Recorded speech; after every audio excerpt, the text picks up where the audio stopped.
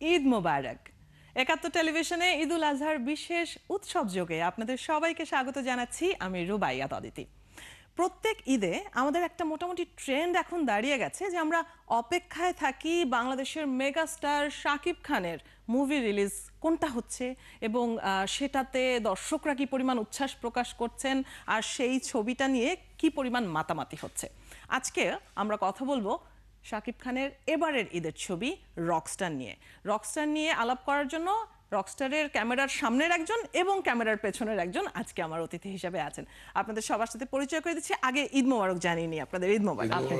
আমাদের সাথে রকস্টারের পরিচালক আজমান রুশো আছেন রকস্টারের অভিনেত্রী তানজিয়া জামান মিথিলা, যার আরও একটা পরিচয়, যাকে সবাই মিস ইউনিভার্স বাংলাদেশ হিসেবে দেখে ভালোবেসে আজকের এই জায়গায় নিশ্চয়ই নিয়ে এসেছে। ঈদ কেমন কাটছে আগে জানি। ঈদ খুবই ভালো যাচ্ছে। আমার অনেক বড় স্বপ্ন পূরণ হয়েছে। ফাইনালি আমার মুভি বিগ স্ক্রিনে দেখতে পারবো এবং অফিসিয়ালি বাংলাদেশে এটা আমার ফার্স্ট ডেবিউ। সো সেটার জন্য I am very happy. Thanks to my director, thanks to Sakib ভাই অ্যান্ড দর্শক এখন সিনেমা হলে যাবে এবং দেখে জানাবে, সেটার জন্য অপেক্ষা করছি। সো অবশ্যই ভালো লাগছে।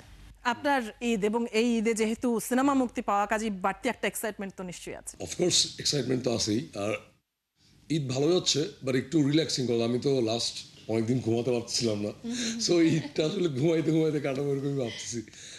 Doing good and yes having fun. না, এমনিতে একটা রেস্টের সময় হয়তো পাওয়া যাচ্ছে ছুটির সময়টাতে, কিন্তু সিনেমার যে প্রতিক্রিয়া, যেহেতু রিলিজ হলো এবং দর্শকরা অপেক্ষায়ও ছিলেন অনেক লম্বা সময় ধরে, তো সেই প্রতিক্রিয়ার দিকেও নিশ্চয়ই চোখ রাখছেন। এটা আমি ডিরেক্টরের কাছ থেকে আগে শুনতে চাই যে রিলিজের পর থেকে আজকে কেমন দেখছেন রিয়াকশন। আমি আসলে একদম ফার্স্ট লুক যেদিন রিলিজ করছি সেদিন থেকে অনেক রিয়াকশন দেখতে পাচ্ছি। অ্যান্ড রিয়াকশনের মজাটা যেটা হচ্ছে যে day by day it's growing. মানে ফার্স্ট লুকে যে রিয়াকশন ছিল, তারপরে অ্যানিমেশন টিজারে আরও বাড়ছে, তারপর আরও বাড়ছে, ইটস লাইক গ্রোয়িং। এখন তো অনেক ম্যাসিভ। সো আজকে সকাল থেকে টেক্সটাস অ্যান্ড কলস এগুলিতে আসতেছে। আই এম লাভিং ইট। ভালো। মিথিলা, নিজেকে বড় পর্দায় নিজের দেখে কেমন লাগলো? মানে এক হচ্ছে দর্শকরা কি পরিমাণ চিয়ার করছেন আপনাকে দেখার পর, আর পাশাপাশি আপনি যেটি বলছিলেন যে এটা একটা বিশেষ পাওয়া অবশ্যই বড় পর্দায় নিজের ছবি ঈদের রিলিজ হওয়া। তো নিজেকে বড় পর্দায় দেখে কেমন লাগলো আজকে যেহেতু রিলিজ হলো? আজকে যেহেতু রিলিজ হলো, তো দর্শকরা কিভাবে আমাকে নিয়েছে সেটা তো দেখতে সময় লাগবে, যেহেতু আজকেই রিলিজ হলো সেটার জন্য অপেক্ষা করছি। বাট আমি পুরোপুরি বড় পর্দায় এখনো দেখতে পারিনি, বাট দেখবো। আগের যুগের নায়িকারা ওই যে বোরকা পরে গিয়ে হলে গিয়ে দেখতে, ওরকম প্ল্যান আছে কোনো? আমার প্ল্যান আছে। আমার কাছের কিছু মানুষ আছে, যেহেতু ওখানে সবসময় অনেক জার্নালিস্ট থাকবে, তো কাছের কিছু মানুষদের সাথে আমি হয়তো বা আমার পুরা এভাবে যেতে পারবো না, বোরকা পরেই যেতে হবে, সো দ্যাট আমি ওদের সাথে বসে একটু মুভিটা দেখতে পারি আরাম করে, কোনো কিছু ছাড়া। তো এটা ভালো, বাট আমার কথা হচ্ছে তুমি বোরকা পরে যাবো, আমি কি পরে যাবো? আপনি পর্দার পেছনের মানুষ, তো আপনার কিন্তু এদিক থেকে একটু সুবিধা আছে। না, তারপর আমার মনে হয় তোমার দরকার নাই। তুমি তো যাবা, তুমি you are representing this movie, because this movie is directed by you. তো তোমারটা ঠিক আছে, বাট আমি যেতে পারবো। হ্যাঁ যেতে আর পারবো। বাংলাদেশের দর্শকরা এখন অনেক কুল। হ্যাঁ, আমার কাছে এটা ফিল হয়েছে লাস্ট কিছুদিন, যে এখন মুভির ব্যাপারে লাস্ট 5-6 বছর স্পেশালি দর্শক কিন্তু এখন অনেক বিভিন্ন ধরনের দর্শক সিনেমা হলে আসছে, সব বয়সের। হ্যাঁ, এবং সব বয়সের। এবং আই বিলিভ যে এই মুভিটা, এটা তো মিউজিক্যাল মুভি, এবং আমার কাছে মনে হয় জেনজি এবং ইয়াং জেনারেশনস যারা আছে ওরা খুব পছন্দ করবে মুভিটা। রাইট। একটু এই মুভিটা নিয়ে আলোচনায় আসতে চাই। আপনি বলছিলেন ফার্স্ট লুক থেকেই মানুষ আসলে খুব আগ্রহ দেখাচ্ছে। এই মুভিটা তৈরির পেছনের গল্প একটু শুনতে চাই। মানে বোঝা যাচ্ছে মোটামুটি, আমরা যেটা দেখেছি টিজার দেখে যেটা বুঝেছি, যে একজন রকস্টারের জীবনের উত্থান পতনের গল্পগুলো নিশ্চয়ই এখানে উঠে এসেছে। এই ধরনের একটা গল্প কেন মাথায় এলো, বা এই প্ল্যানটা কবে থেকে ছিল? একদম যে বটম লাইন বা যে মানে এটা যেখান থেকে জন্ম, বেসিক্যালি এটা ভাইয়ার আইডিয়া ছিল যে he basically wanted to play a rockstar. So when I met him, উনি আমাকে এটাই বলছে যে Rusho, I want to play a rockstar, so ওইরকম একটা কিছু করো। I had a different story in my mind. আমি ওইটা নিয়ে ওনার সাথে আসলে কথা বলছিলাম, তখন ভাইয়া বললো যে এটা না, চলো আমরা এরকম কিছু করি। সো এই ওয়ান লাইনারটা আসলে ওনার কাছ থেকে আসছে, যে রকস্টার নিয়ে বানাই, মিউজিক্যাল ফিল্ম বানাই। দেন আমি লিখা শুরু করলাম এবং গল্প বানাইছি, everything what ever the writing processes, ওগুলো সব আমি করলাম। বাট একদম যদি বলি যে বিচটা, ওইটা আসলে ভাইয়া বলছে যে চলো রকস্টার করি। সো ইয়েস, ওই দিক থেকে আসলে আসছে। তারপর তো আইডিয়া স্টোরি এগুলি পরে আমি লিখছি, আর আমার সাথে এটার মূল কাহিনীকার হিসেবেও তো আপনিই আছেন। কাহিনীকার বলতে এই গল্পটা লিখছি আমি, গল্পটা আমার, এটা স্ক্রিন প্লে লিখছে হচ্ছে মাটি, আর এটা ডায়লগ লিখছে স্বাধীনা সামিউল, দুজন। এবং এই দুইজন তো আসলে তাদের ডায়লগ আমরা দেখেছি উৎসবে, বনলতা এক্সপ্রেসে মানুষ খুব পছন্দ Right, করেছে। right, মিথিলার ক্যারেক্টারটা সম্পর্কে একটু শুনবো, আপনার ক্যারেক্টারটা ডাইমেনশন কেমন? যেহেতু আমি এখানে মিথিলা না, আমি এখানে এলেনা, তো এলেনার ক্যারেক্টারটা এখানে আসলে শি ইজ এ ফ্লাওয়ার এই মুভির মধ্যে। তো আমার যখন মুভিতে আমার এন্ট্রি হবে এবং আমার যতটুকু পার্ট, ওই পার্টটুকুতে যেটা রুশো বলেছে যে মানুষের ভালো লাগবে সামথিং ডিফারেন্ট, বাহ। সামথিং নিউ, যেটা আসলে মানুষ কখনো বাংলা মুভিতে এখন পর্যন্ত দেখেনি, বাংলাদেশি মুভিতে। তো ওই জায়গাটা নিয়ে আমি খুব এক্সাইটেড। আর আমি সবসময় আসলে এক্সপেরিমেন্ট করতে পছন্দ করি, চ্যালেঞ্জ নিতে পছন্দ করি। তো সেই জায়গাটা থেকে আমি আসলে বসে আছি যে মানুষ কিভাবে নেয়, দর্শক আর কিভাবে নেয়। শুধু মুভিটা না, এটার ক্যারেক্টারগুলোকেও আসলে মানুষ কিভাবে নেবে সেটাও নিশ্চয়ই আস্তে আস্তে রিভিল হবে, নিশ্চয়ই বোঝা যাবে। অন্যান্য ক্যারেক্টারগুলো নিয়ে একটু যদি রুশোর কাছ থেকে শুনি। এই ছবিতে আমরা যেটা দেখছি যে সাবিলা নূর রয়েছেন, নিশ্চয়ই তিনিও একটা গুরুত্বপূর্ণ চরিত্রে আছেন, এবং চমক হিসেবে আমরা দেখেছি পান্থ কানাইকে, চমক হিসেবে আমরা দেখছি সুনিধি নায়েককে। তো গানের মানুষজনদেরকে নেওয়া কি এটা মিউজিক্যাল ফিল্ম বলে? একটা পয়েন্টে you are right, because I wanted to involve musicians, মানে as much as I can. আমি মানে একটা musical film, so you know what, আমি একটা জিনিস বানাচ্ছি, যারা যে জিনিসটা বানাচ্ছে এটা মিউজিশিয়ানের লাইফ।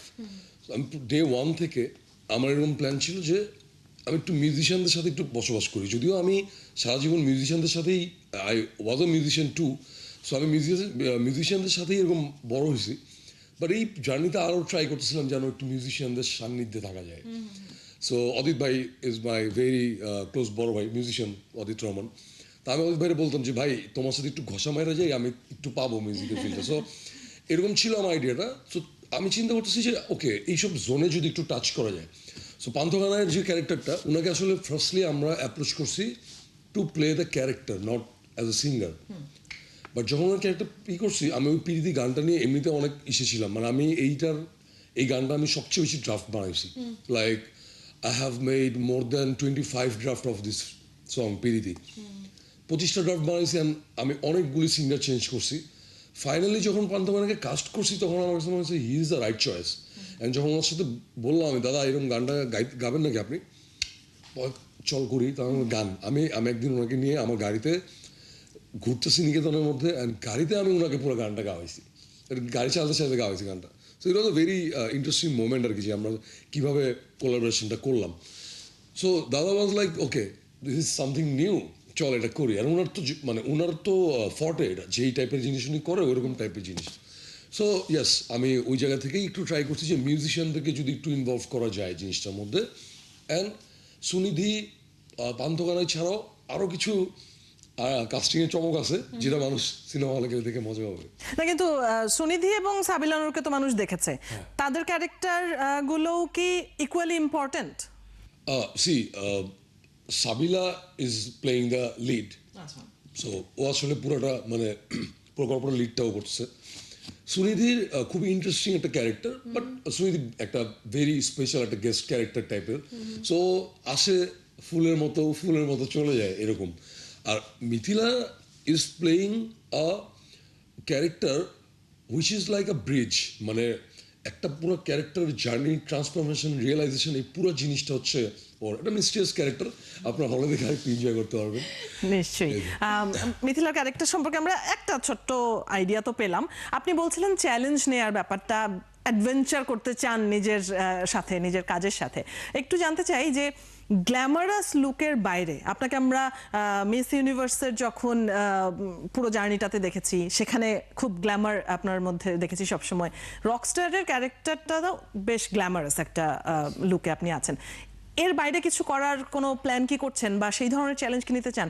একদম যদি নন গ্ল্যামারাস কোনো ক্যারেক্টার হয়, সেটা কি করতে চান? আমি অবশ্যই করতে চাই। আমার কাছে আমার ফার্স্ট মুভি যেটা আমি করেছিলাম রোহিঙ্গা, যেটা অ্যাপল টিভিতে আছে, আমার কিন্তু ওটা একদম কোনো গ্ল্যাম ছিল না, একদম র স্কিন, কোনো মেকআপ ছিল না, এবং মাথায় ঘোমটা দেওয়া, এরকম একটা ক্যারেক্টার করছি ওটা। তো ওই ক্যারেক্টারের পরে আমি রিয়েলাইজ করেছি যে না, আসলে নন গ্ল্যাম কাজ আমি করতে চাই, তখন না অ্যাক্টিংটার প্রতি ফোকাস থাকে। তখন আমাকে মেকআপ করে কেমন লাগবে, কাপড় পরে কেমন লাগবে, ওটা না ম্যাটার করে না। যখন এই জিনিসগুলি থাকে তখন কিন্তু একজন নায়িকা বা একজন মডেল বা যে কোনো সুন্দরী মেয়ে বা যে কোনো মানুষই চায় যে তাকে সুন্দর লাগুক। তো ওই জিনিসটাই যখন ফোকাসটা একটু শিফট হ্যাঁ, ওই জিনিসটাই যখন থাকে না, তখন কিন্তু ওই মানুষটা পুরো অ্যাক্টিং এর উপর ফোকাস করছে। তো আমি সবসময় একটা ভালো অ্যাক্ট্রেস হতে চেয়েছিলাম। তো এই জায়গাটাতে আমি কম্প্রোমাইজ করব না, আমার যেটা আমার মনে হয় যে ভালো স্টোরি, আমি ওটাই করব। নিশ্চয়ই, তার মানে দর্শক নানান ধরনের ক্যারেক্টারে সামনের দিনগুলোতে মিথিলাকে নিশ্চয়ই দেখবে। আর দর্শক যারা এই মুহূর্তে আমাদেরকে দেখছে তাদেরকে একটু অপেক্ষা করাই একটা ব্রেকের সময় হয়েছে। বিরতির পর আরো একবার আমন্ত্রণ জানাচ্ছি উৎসব যোগে। আমি রুবাইয়াত অদিতি আছি এবং আড্ডা হচ্ছে রকস্টার টিমের সাথে। আড্ডায় ফিরে যেতে চাই আবারও। মিথিলার সাথে কথা হচ্ছিল, আমি এখন রুশোর কাছে আসতে চাই। এই রকস্টারে বেশ কিছু বিষয়ে নতুনত্ব আছে, ক্যারেক্টারগুলো নিয়ে কথা হচ্ছিল, কাস্টিং নিয়ে কথা হচ্ছিল। এটার প্রমোশনাল যে বিভিন্ন দিকগুলো উঠে এসেছে, টিজারের আগে প্রি টিজার এরকম বাংলাদেশের সিনেমায় কেউ আগে দেখেনি, অ্যানিমেটেড একটা টিজার এরকম অ্যাকচুয়ালি আগে কেউ দেখেনি। এই আইডিয়াগুলো কার, কেন, কি করে এলো? আইডিয়াগুলি তো ডেফিনেটলি আমি এবং আমার টিমের, আমার তো I have a very big team, so সবাই মিলে আসলে আইডিয়া জেনারেট করি আমরা। আর এই যে কন্টেন্টগুলি, টু বি ভেরি অনেস্ট, আমার আরও অনেক প্ল্যান ছিল। আমি আসলে অনেক কিছু হয়তো টাইমের কারণে এক্সিকিউট করতে পারি নাই, কারণ আমাদের আসলে অনেক তো মানে অনেক একটা কী বলে, অনেক বাধা একটা টাইমলাইনের মধ্যে আসলে কমার্শিয়াল সিনেমাটা বানাইতে হচ্ছে। বাট এই যে জিনিসপত্রগুলি সামহাও আমি আসলে কোনো না কোনো কিছু থেকে inspired. Like I like comics, I read comic book a lot, so and I am doing my first cinema. তা আমি আসলে সিনেমা বানাচ্ছি, একদিন এরকম কমিকটা পড়তে তো আই ক্যান ডু ইট। এটা তো মানে এইটা নিয়েই আমি ছোটো থেকে বড় হয়েছিলাম, দিস ইজ মাই ফর্টে, আমি এটা অনেক পছন্দ করি জিনিসটা, লেটস মেক ইট। দেন আমি আমার মুর্শিদ মিশুকে কল দিই, পাগলা আরেকটা। সো মিশুকে কল দিই, হ্যাঁ হ্যাঁ হ্যাঁ, তো মিশুকে কল দেওয়া বললাম যে I want to make something like this, so what do you think? বলে যদি এটা করি এটা তো ভাঙচুর হবে, লেটস ডু ইট। তারপর ওটা করলাম। ব্যাক টু ব্যাক জিনিসগুলো আমার এরকম আইডিয়া ছিল যে আমি একটা টিজার বানাই যেটা fully focus on the character rockstar. Then I have 3 flowers in my film, যারা এই ছবির ফ্লাওয়ার, যারা ঘ্রাণ ছড়াচ্ছে। সো আমি ওদেরকে আর না রাখি এই রকস্টার টিজারে, ওদেরকে দিয়ে আরেকটা ডিফারেন্ট জিনিস করি, অ্যান্ড সামহাউ ইট ওয়ার্কস আর কি। সো এই তো এইভাবে আসছে জিনিসগুলি। রাইট, আমি একটু মিথিলার আগের যেখান থেকে মিথিলা পুরোপুরি ফুটে উঠতে শুরু করলেন, যেখান থেকে মানুষের মনে ভালোবাসার জায়গাটিতে মিথিলা, সেই জায়গাটিতে আসতে চাই। মিস ইউনিভার্সের যে জার্নিটা ছিল, সেটা পুরোটাকেই আসলে মানুষ ভীষণভাবে they adore you, they cherish you, এত সুন্দর একটা জার্নি ছিল। এবং সেখানে আপনার একটা ফুলের লুকে ছিল, যেটা বারবার রুশো বলছে যে একটা ফুলের মতো আছে মিথিলা এই সিনেমাতে। তো সেই লুকটা নিয়ে ভীষণ আগ্রহ তৈরি হয়েছিল বাংলাদেশের দর্শকদের মধ্যে। একটু জানতে চাই কেমন ছিল পুরো প্রিপারেশনটা? যেহেতু আমি একজন বিউটি কুইন, বাংলাদেশকে রিপ্রেজেন্ট করেছি অ্যাজ এ মিস বাংলাদেশ, তো সেই জায়গা থেকে আমার কাছে সবসময় মনে হতো যে যারা বাংলাদেশকে রিপ্রেজেন্ট করতে যায় ওই জায়গাটাতে মানে আমাদের অনেক ক্যাপাবিলিটি আছে, যে আমরা আমাদের অনেক জিনিসকে আসলে সুন্দর করে রিপ্রেজেন্ট করতে পারি ওয়ার্ল্ড ওয়াইড। কিন্তু আমি না কখনো কোনো বাংলাদেশকে যারা রিপ্রেজেন্ট করতো, কখনো কারো ন্যাশনাল কস্টিউম দেখে আমার না ওই স্যাটিসফ্যাকশন আসতো না। আমার কাছে মনে হতো না এটা হচ্ছে না, এটা তো আমরা আরো ভালো করতে পারি, আরো সুন্দর করা যেত। তো ওটা না আমার সবসময় মাথায় ছিল, আমি ওটা নিয়ে অনেক স্ট্রাগল করতাম যে না এটা হচ্ছে না, কারণ আমি এত মিলিয়ন মানুষকে রিপ্রেজেন্ট করব না। এই একটা জিনিসেই বলা হয় যে ন্যাশনাল কস্টিউম, যেখানে দেশের নামটা ডিরেক্টলি আসে। তো ওই জায়গাটা থেকে আমার একটা চ্যালেঞ্জ ছিল যে আমি এই জায়গাটাতে একদম প্রপার একটা কিছু পড়তে চাই। তো যখন আমার অর্গানাইজেশন আমার কাছে জিজ্ঞাসা করলো যে যেহেতু তুমি বাংলাদেশকে রিপ্রেজেন্ট করছো, do you have anything in your mind? তখন আমি বলছি হ্যাঁ, I have something in my mind, but আমি জানি না আমি এটা কতটুকু করতে পারবো, but I want to try. তো পরে আমি তো 6 ইয়ার্সের লরা আপুকে ফোন করলাম, ফোন করে বললাম আপু আমাকে একটা জুয়েলারি দিয়ে ব্লাউজ করে দিতে হবে, তুমি কি করতে পারবা? তখন আপু কি বুঝতেছিল না, বিকজ ফোনে কনভারসেশন হচ্ছে। তো আমি বলছি তুমি এক কাজ করো, তুমি আমার বাসায় আসো, বাসায় আসলে আমি তোমাকে জিনিসটা বলি আমি কি চাই। পরে উনি আসার পরে উনি তো কাজ করতে খুব পছন্দ করে এই ধরনের জিনিস। তো আসার পরে, কারণ আমি যখন কানজে গিয়েছিলাম তখন উনি আমার একটা নেক পিস, পিছনের ব্যাক পিস করে দিয়েছিল রেড কার্পেটের জন্য। তো তখন উনি আসার পরে আমি জিনিসটা ওনাকে বোঝাই বললাম, কেউ না বুঝতেছিল না। মানে লাইক রুশো যখন ডিরেক্টর, ও কিন্তু একটা জিনিস ভিশন করে, তো ওই জিনিসটা কিন্তু সামনের মানুষ বুঝবে না আনলেস ওর জিনিসটাকে পুরোপুরি ডেলিভার দিচ্ছে। তো উনি না বুঝতেছিল না যে আমি কি চিন্তা করতেছি। একটা জামদানি, প্লেন একটা জামদানির সাথে এমন একটা গোল্ডের জুয়েলারি দিয়ে এমন একটা জিনিস, তো আমার তুমি আসো করো জিনিসটা। তুমি করে টোরে নিয়ে আসছে, বাট শি ওয়াজন্ট হ্যাপি। তো আমি কাজটা দেখলাম, কাজটা দেখার পরে আমার কনসেপ্টই ছিল লিলি, ডটার অফ পদ্মা, যেটা আমাদের মানে নদীমাতৃক দেশ, ফ্লাওয়ার। তো পুরো জিনিসটাকে আমি এক করছি, গোল্ডেন বাংলাদেশ। তো পুরো জিনিসটাকে এক করছি, জামদানি আমাদের হেরিটেজ, কালচার। তো পুরো জিনিসটাকে এক স্টোরি থাকতে হবে তো একটা, যেটা আমি কেন জামদানি একদম। তো পরে আসার পরে আমার জুয়েলারি দেখে ভালো লাগে নাই। পরে আমি বলছি যে আপু তুমি এক কাজ করো, এটাকে 3D করো। এটা প্রত্যেকটা জুয়েলারির উপরে তুমি সব লেয়ার লেয়ার লেয়ার লেয়ার বসাও। পরে ওটাকে 3D যখন করছে তখন ওটার লুকটা বের হয়েছে।